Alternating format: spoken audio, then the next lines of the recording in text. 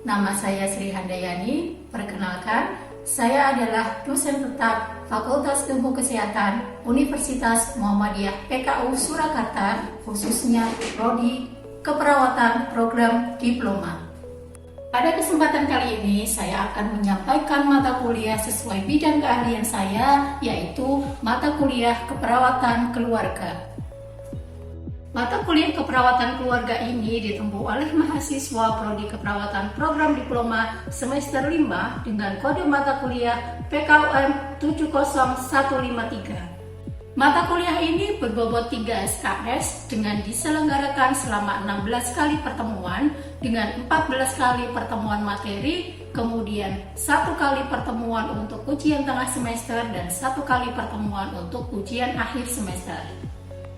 Dalam melakukan implementasi keperawatan kepada keluarga kelolaan, mahasiswa dibekali dengan teknik menyusun video preventif dan promotif kesehatan yang kemudian akan dihakikan. CPL Prodi dalam mata kuliah ini adalah CPL 1, CPL 2, CPL 3, CPL 4, dan CPL 5 serta CPL 9 yang tertuang dalam RPS yang sudah disahkan oleh Kaprodi dan Lembaga Penjamin Mutu Universitas.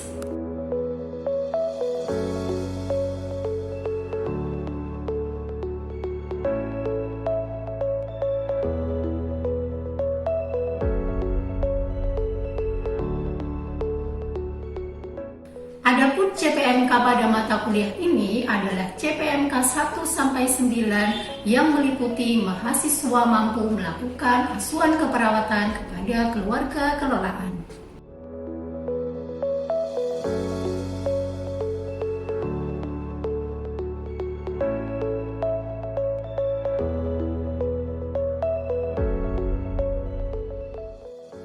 Komponen utama dalam pembelajaran mata kuliah ini adalah DIA atau Delivery, Interaction, and Assessment. Untuk delivery, saya menyampaikan materi mata kuliah keperawatan keluarga ini berdasarkan RPS yang dapat di-download mahasiswa di Learning Management System UMPKU Muhammadiyah Surakarta yang dapat diakses melalui kuliah umpku.ac.id. Mata kuliah yang saya sampaikan didukung dengan video edukasi promotif dan preventif kesehatan serta diintegrasikan dengan nilai-nilai al-Islam dan kemuhammadiyahan. Interaksi dalam mata kuliah ini melibatkan komunikasi dua arah antara dosen dan mahasiswa dalam proses pembelajaran seperti diskusi, presentasi, kemudian juga refleksi. Asesmen yang saya lakukan dalam mata kuliah ini adalah penugasan Problem Based Learning, asuhan keperawatan keluarga, ujian tengah semester, ujian akhir semester, serta penilaian keterampilan, penilaian sikap, dan sesuai dengan RPS. Metode yang saya gunakan pada mata kuliah ini adalah Problem Based Learning, diskusi kelompok, dan presentasi. Referensi yang saya gunakan dalam mata kuliah ini adalah buku ajar karya saya sendiri, buku referensi dari para ahli, dan artikel dari jurnal bereputasi yang nilai kebaruannya bisa dimanfaatkan mahasiswa dalam intervensi maupun implementasi keperawatan keluarga. Berikut adalah video pembelajaran saya pada mata kuliah keperawatan keluarga, yaitu mengambil pada pertemuan pertama dengan materi konsep keluarga. Bismillahirrahmanirrahim. Assalamualaikum warahmatullahi wabarakatuh. Waalaikumsalam warahmatullahi wabarakatuh. Alhamdulillahirrahmanirrahim. Selamat pagi teman-teman semuanya. Selamat pagi. Oke, gimana kabar hari ini? Alhamdulillah. Alhamdulillah baik. Jadi masih diberikan kesehatan semuanya, patut kita syukuri. Melanjutkan perkuliahan di hari ini, pagi ini gitu ya, di jam pertama teman-teman. Mari kita berdoa terlebih dahulu sebelum kita memulai perkuliahan pada pagi hari ini supaya nanti ilmu yang kita dapatkan menjadi berkah dan mudah. Berdoa, dipersilakan.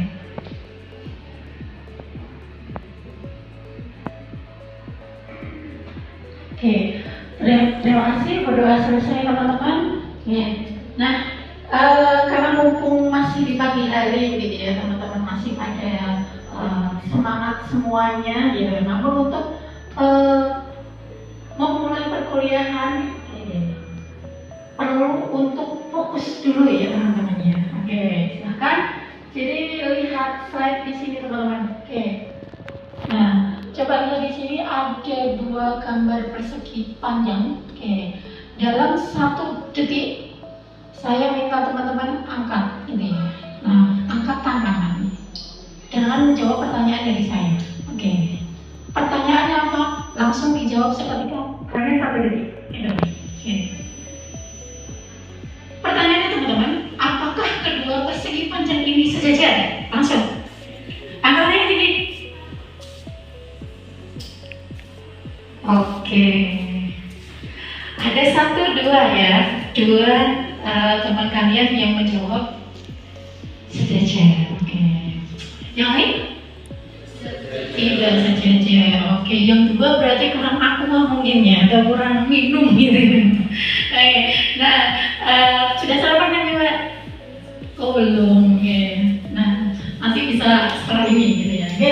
Artinya apa? Teman-teman perlu fokus dulu di sini ya. Minta tolong ya. Oke. Nah, kita akan membahas di pertemuan mata kuliah kali ini keperawatan keluarga. Pertemuan kita yang pertama diharapkan nanti setelah mengikuti perkuliahan ini mahasiswa mampu, teman-teman nanti mampu untuk menjelaskan konsep keluarga gitu ya, karena kita masih membahas terkait dengan konsep.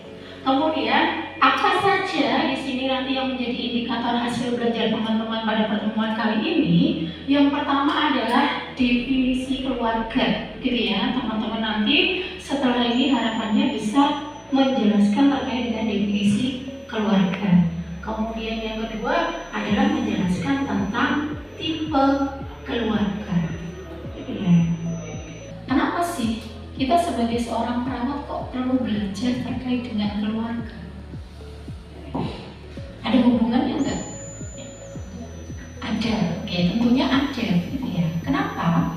Karena memang dalam praktik kita nanti gitu ya, ketika teman-teman sudah lulus semuanya nanti tidak hanya pada tatanan klinik atau rumah sakit saja, tetapi apa? Tetapi ada tatanan yang lain, yaitu komunitas dan keluarga, di mana sebagai seorang perawat keluarga, ranah kita dalam memberikan intervensi nanti adalah pada setting rumah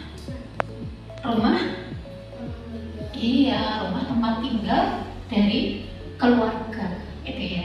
Jadi kita melakukan kunjungan untuk intervensi dan sebagainya, seperti itu sebagai gambarannya gitu. Nah, oleh karenanya sebelum melangkah ke sana kita perlu tahu dulu pengertian dari keluarga gitu. Apa sih keluarga itu?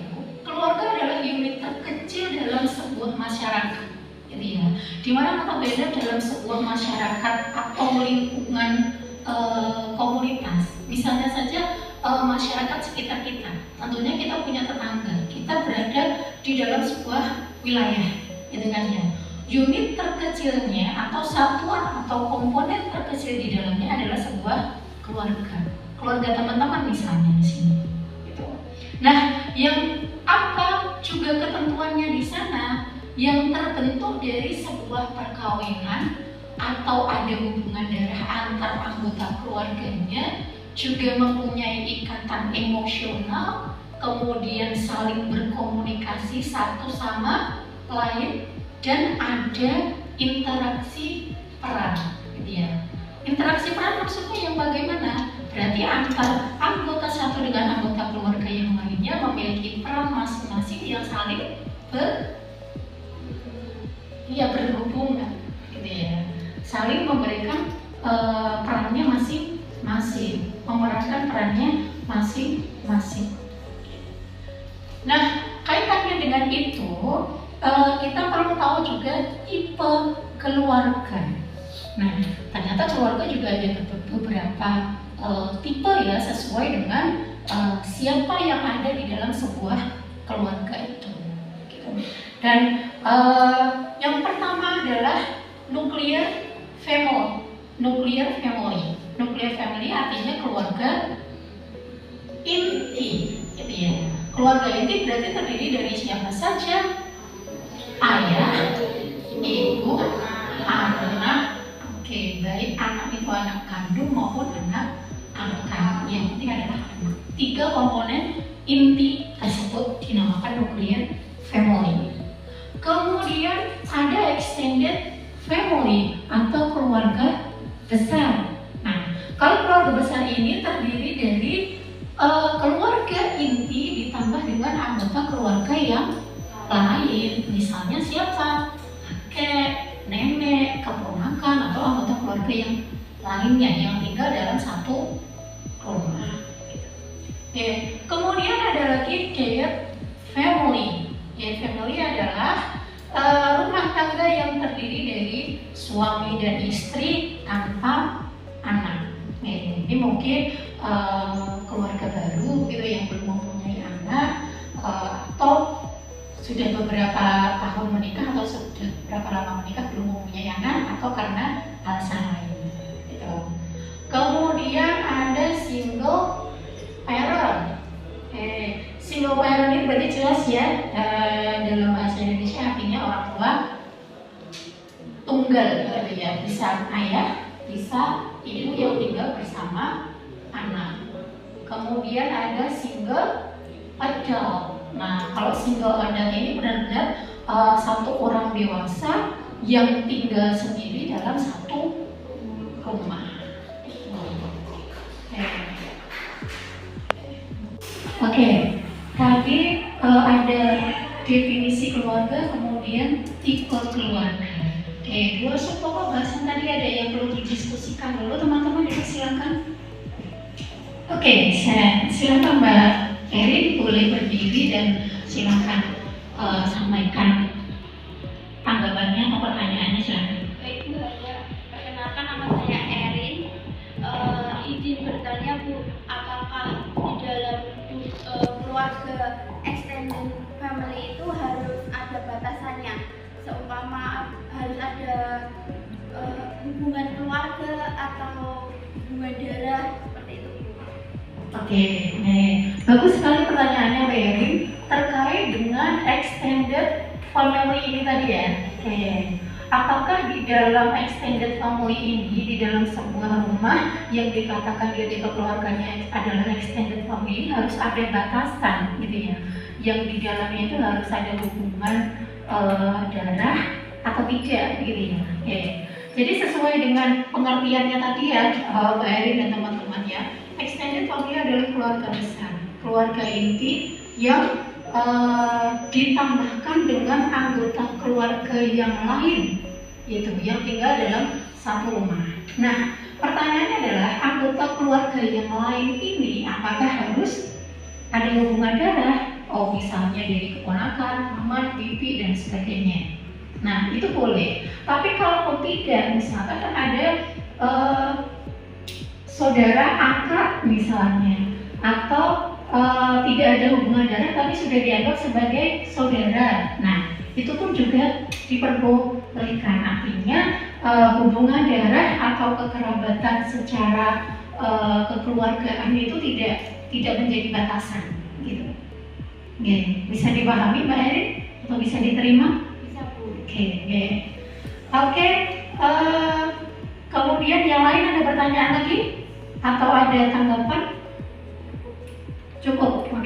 Kalau cukup kita lanjutkan kembali.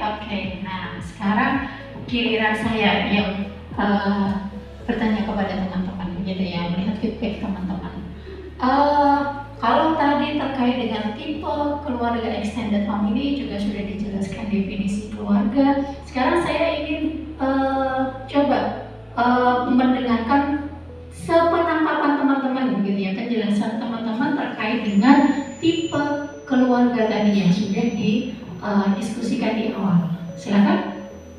Oke, Mbak Sulis ya. Oke, Mbak Sulis. Sebelumnya perkenalkan, nama saya Sulistiawati.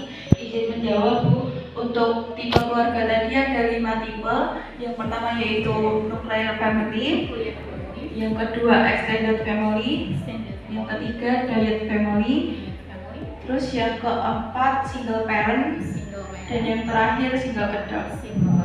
Oke, bisa dijelaskan sedikit bagaimana family, extended family, seperti itu. Untuk yang nuclear family itu untuk keluarga rumah yang berisi inti keluarga seperti ayah, ibu, dan juga anak. Lalu untuk extended family berisi keluarga besar seperti kakek, nenek, ditambah juga dengan keluarga inti.